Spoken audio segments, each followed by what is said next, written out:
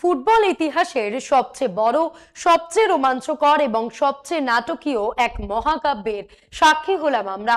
2026 FIFA বিশ্বকাপ।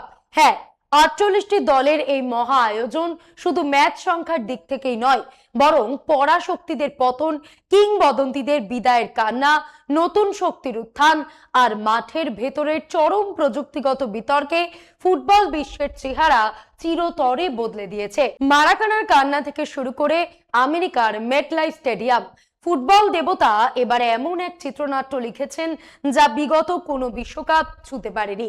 আজকের ভিডিওতে আমরা পুঙ্খানুপুঙ্খ বিশ্লেষণ করব কারা বিদায় নিল, কোন কোন মহা তারকার আন্তর্জাতিক ক্যারিয়ারের সূর্য চিরতরে অস্তমিত হলো, কারা হলো এবারের ডার্ক হর্স, আর কারা আমেরিকায় কিভাবে ঘটলো এক অবিশ্বাস্য সকার বিপ্লব। আর হ্যাঁ, সবার মনে যে প্রশ্নটা ঘুরপাক খাচ্ছে, আমাদের ফুটবল ঈশ্বর লিওনেল মেসিকে নিয়ে এবারের বিশ্বকাপে কি গল্প লেখা হলো? ভিডিওটি শেষ পর্যন্ত দেখুন, কারণ 2026 বিশ্বকাপের এমন রোমহর্ষক এবং তথ্যভিত্তিক বিশ্লেষণ আপনি আর কোথাও পাবেন না।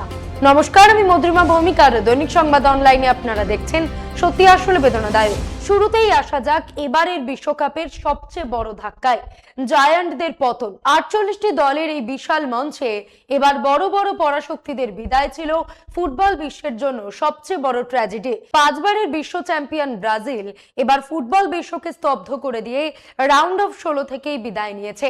নিউ জার্সির মেটলাইফ স্টেডিয়ামে নরওয়ের মুখোমুখি হয়েছিল সেলেসাওরা।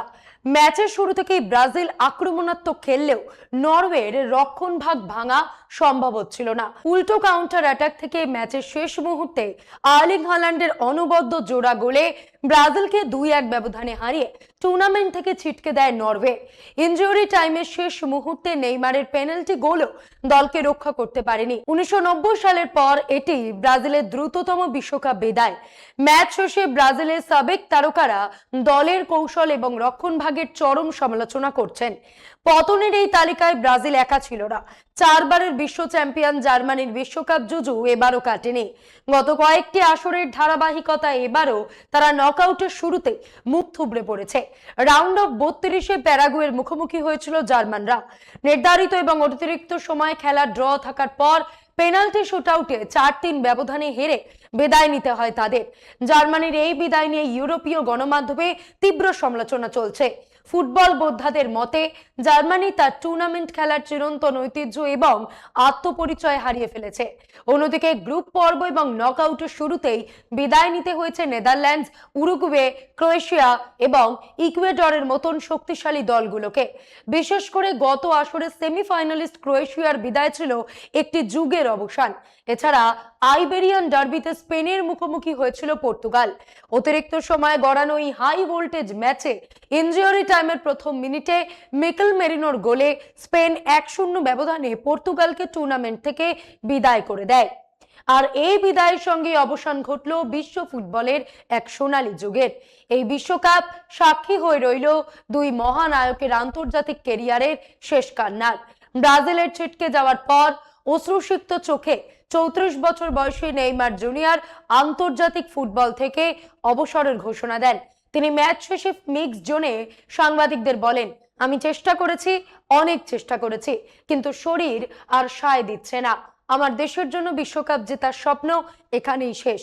2013 সালের কনফেডারেশনস কাপ এবং 2016 অলিম্পিক জয়ী এই তারকার বিদায় ব্রাজিলিয়ান ফুটবলের একটি ঐতিহাসিক অধ্যায়ের সমাপ্তি ঘটালো। নেইমারের এই আকস্মিক বিদায় কোটি কোটি ভক্তের হৃদয় ভেঙে চুরমার করে দিয়েছে। নেইমারের পাশাপাশি 41 বছর বয়সী ক্রিস্টিয়ানো রোনালদো স্পেনের বিরুদ্ধে ম্যাচের আগেই নিশ্চিত করেছিলেন এটাই তার ক্যারিয়ারের শেষ বিশ্বকাপ। স্পেনের কাছে হেরে পর্তুগাল থেকে বিদায় নিলেও CR7 এই টুর্নামেন্টে গড়লেন এক অবিশ্বাস্য কীর্তি। তিনি বিশ্বের প্রথম খেলোয়াড় হিসেবে 6টি ভিন্ন বিশ্বকাপে গোল করার জন্য অনন্য রেকর্ড নিজের নামে করে নিলেন। 2006 থেকে শুরু করে 2026 টানা 2 দশক ধরে বিশ্ব ফুটবলের শীর্ষ মঞ্চে গোল করার এই রেকর্ড হয়তো আগামী বহু বছর কেউ ভাঙতে পারবে না। বিদায় বেলায় ট্রফি না পেলেও এই দুই মহাতারকা দর্শকদের হৃদয় চিরস্থায়ী আসন নিয়ে এবং ফুটবলকে সমৃদ্ধ করে মাঠ ছাড়লেন। কিন্তু এবার আসা যাক সেই মহাতারকার গল্পে, যার জন্য পুরো ফুটবল বিশ্ব চাতক পাখির মতন চেয়েছিল, লিওনেল আন্দ্রেস মেসি। 2022 সালে কাতার জয়ের পর অনেকেই ভেবেছিলেন মেসি হয়তো আর আন্তর্জাতিক ফুটবল খেলবেন না, কিন্তু 39 বছর বয়সে এসেও এই বিশ্বকাপে আর্জেন্টিনার আকাশী সাদা জার্সিতে মাঠে নেমে তিনি প্রমাণ করেছেন বয়সটা শুধু একটা সংখ্যা। আমেরিকায় ইন্টার মায়ামির হয়ে খেলার কারণে এই বিশ্বকাপটি ছিল মেসির এক প্রকার হোম বিশ্বকাপ। আর ঘরের মাঠে মেসি ম্যাজিক দেখতে স্টেডিয়ামগুলোতে ভেঙে পড়েছিল লাখো মানুষের ঢল। গ্রুপ পর্ব থেকে শুরু করে নকআউট, মেসি তার স্বভাবসুলভ ড্রিবলিং, নিখুঁত পাসিং আর জাদুকরি ফ্রি কিকে মাতিয়ে রেখেছেন পুরো টুর্নামেন্ট। ব্রাজিলের বিদায়ের পর লাতিন আমেরিকার কোটি কোটি ফুটবল ভক্তের আশা আকাঙ্ক্ষার একমাত্র কাণ্ডারি এখন LM10। আর্জেন্টিনা দলকে যেভাবে তিনি একজন নেতার মতন আগলে রেখে এখনো বিশ্বমঞ্চে লড়াই দিয়ে যাচ্ছেন তা সত্যি অবিশ্বাস্য। এই বয়সে এসেও তার গোল এবং অ্যাসিস্টের ক্ষুধা তরুণদের অনুপ্রেরণা যোগাচ্ছে। এটাই তার শেষ বিশ্বকাপ কিনা তা নিয়ে ধোঁয়াশা থাকলেও মেসির প্রতিটি স্পর্শ যেন এই বিশ্বকাপের ক্যানভাসে এক একটি নান্দনিক কবিতা, যেখানে বড়দের পতন আর মেসি রোনাল্ডোর মতন প্রবীণদের শেষ লড়াই। সেখানেই তো নতুন রূপকথার জন্ম হয়। 48 দলের এই বড় মঞ্চে সবচেয়ে বড় চমক দেখিয়েছে মরক্কো। 2022 সালের কাতার বিশ্বকাপের সেমিফাইনালিস্ট মরক্কোকে এবার অনেকেই অবহেলা করেছিল, কিন্তু তারা প্রমাণ করেছে যে সাফল্য কোনো ফ্লুক ছিল না। তারা এবার টুর্নামেন্টের আসল ডার্ক হর্স। রাউন্ড অফ 32-তে শক্তিশালী ডাচদের টাই ব্রেকারে বিদায় করার পর রাউন্ড অফ 16-এ কো হোস্ট কানাডাকে 3-0 গোলে উড়িয়ে দিয়ে তারা কোয়ার্টার ফাইনালে জায়গা করে নিয়েছে। মরক্কোর এই ডিফেন্সিভ সলিডিটি এবং কাউন্টার অ্যাটাকিং ফুটবল আবারও বিশ্বকে তাক লাগিয়ে দিয়েছে। পাশাপাশি আফ্রিকার ছোট দ্বীপরাষ্ট্র কেপ ভার্দে বিশ্ব মঞ্চে বুক চিতিয়ে লড়াই করেছে। ফুটবলের মানচিত্রে অত্যন্ত ছোট এই দেশ নকআউট পর্বে আর্জেন্টিনার মুখোমুখি হয়েছিল। ম্যাচে লিওনেল মেসির জাদুকরি পারফরম্যান্সে আর্জেন্টিনা 3-2 ব্যবধানে কষ্টার্জিত জয় পেলেও কেপ ভার্দে যেভাবে বিশ্ব চ্যাম্পিয়নদের কাঁপিয়ে দিয়েছিল তা ফুটবল ইতিহাসের রূপকথা হিসেবে লেখা থাকবে। অন্যদিকে আর্লিং হল্যান্ডের নরওয়ে এবং লড়াকু প্যারাগুয়ে এবার অনামী দল থেকে নিজেদের পরাশক্তি হিসেবে প্রতিষ্ঠিত করেছে। বিশেষ করে নরওয়ের এই উত্থান ইউরোপীয় ফুটবলে এক নতুন শক্তির আগমন বার্তা দিচ্ছে। বিশ্বকাপের এই দুর্দান্ত আসর এবার উত্তর আমেরিকায়, বিশেষ করে মার্কিন যুক্তরাষ্ট্র এক অবিশ্বাস্য সাংস্কৃতিক এবং অর্থনৈতিক বিপ্লব ঘটিয়েছে।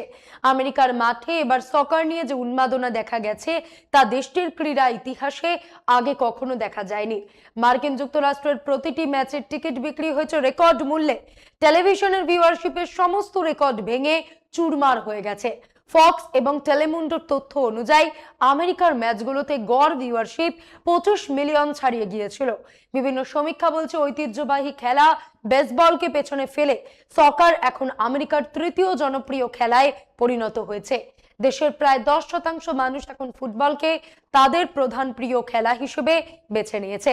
লিওনেল মেসির ইন্টার মায়ামিতে আসার পর যে জোয়ার তৈরি হয়েছিল, এই বিশ্বকাপ আমেরিকার তরুণ প্রজন্মের মাঝে ফুটবলকে একটি মূলধারার সংস্কৃতির অংশ করে তুলেছে। আমেরিকার বড় বড় শহরগুলোর ফ্যান জোনে লাখো মানুষের উপস্থিতি প্রমাণ করেছে আমেরিকা এখন পুরোপুরি সকার জ্বরে আক্রান্ত।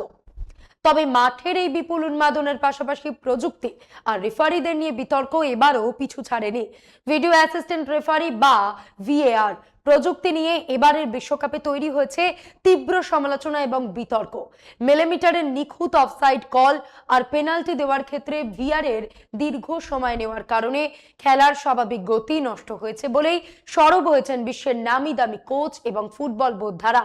অনেক ক্ষেত্রে রেফারিদের অনফিল্ড সিদ্ধান্তকে VAR যেভাবে ওভাররুল করেছে তা নিয়ে ভক্তদের মনে ক্ষোভের সৃষ্টি হয়েছে।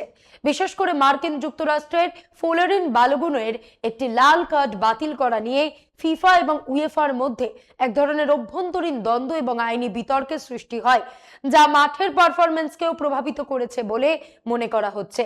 তবে এই বিতর্কের মাঝেও বেশ কয়েকজন রেফারি অত্যন্ত দক্ষতার সাথে ম্যাচ পরিচালনা করে প্রশংসা কুড়িয়েছেন। রেফারিদের কড়া সিদ্ধান্ত এবং কার্ডের সঠিক ব্যবহার অনেক ম্যাচকে অনাকাঙ্ক্ষিত সহিংসতা থেকে রক্ষা করেছে। এবার যদি আমরা মহাদেশীয় গৌরবের দিকে তাকাই, তবে দেখা যাবে ইউরোপের দেশগুলো এখনো তাদের আধিপত্য বজায় রেখেছে। স্পেন, ফ্রান্স এবং ইংল্যান্ড অত্যন্ত দাপটের সাথে কোয়ার্টার ফাইনালে উঠেছে এবং এখনো শিরোপার জন্য মূল লড়াইটা চালিয়ে যাচ্ছে। ফ্রান্স সুইডেনকে এবং স্পেন অস্ট্রিয়াকে যেভাবে 3-0 ব্যবধানে উড়িয়ে দিয়েছে তা ছিল দেখার মতন। কিলিয়ান এমবাপে এবং স্পেনের তরুণ উইঙ্গাররা প্রতিপক্ষের ডিফেন্সকে যেভাবে তছনছ করেছেন তা টুর্নামেন্টের সৌন্দর্য বাড়িয়ে দিয়েছে। অন্যদিকে লাতিন আমেরিকার সম্মান বাঁচাতে একা লড়াই করে যাচ্ছে বর্তমান বিশ্ব চ্যাম্পিয়ন আর্জেন্টিনা এবং দুর্দান্ত ফর্মে থাকা কলম্বিয়া।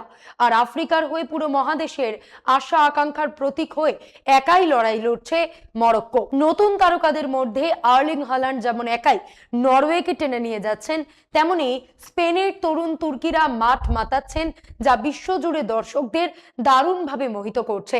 সব মিলিয়ে 2026 সালের এই বিশ্বকাপ ফুটবল ইতিহাসের অন্যতম আকর্ষণীয়, রোমাঞ্চকর এবং স্মরণীয় আসর হিসেবে চিরকাল টিকে থাকবে। দল সংখ্যা বৃদ্ধির কারণে টুর্নামেন্টের মান কমবে বলে যে আশঙ্কা করা হয়েছিল, মাঠের ফুটবল তা ভুল প্রমাণ করেছে। এটি আমাদের দেখালো যে ফুটবল শুধু একটা 90 মিনিটের খেলা নয়, এটি কোটি কোটি মানুষের আবেগ, আনন্দ, অশ্রু আর কান্নার এক পরম ক্যানভাস। বিদায় নিলেন নেইমার এবং রোনাল্ডোর মতন মহাতারকারা, কিন্তু লিওনেল মেসির মতন জাদুকরের শেষ লড়াই আর নতুন রাজপুত্রদের উত্থান ফুটবল বিশ্বকে দিল এক নতুন দিগন্ত। বন্ধুরা, 2026 সালের এই ঐতিহাসিক বিশ্বকাপে আপনার চোখে সেরা মুহূর্ত কোনটি ছিল? নেইমারের অশ্রুসিক্ত বিদায়, মরক্কোর অবিশ্বাস্য রূপকথা, নাকি আমাদের প্রিয় LM10 জাদুকরী পারফরম্যান্স? ঝটপট কমেন্ট করে আপনার মতামত আমাদের জানান। ভিডিওটি ভালো লাগলে এবং তথ্যবহুল মনে হলে অবশ্যই একটি লাইক দিন, বন্ধুদের সাথে শেয়ার করুন এবং ফুটবল ইতিহাসের এমন আরো দুর্দান্ত এবং ইনডেপথ অ্যানালিসিস নিয়মিত পেতে আমাদের চ্যানেলটি এখন সাবস্ক্রাইব করে বেল আইকনটি প্রেস করে রাখুন।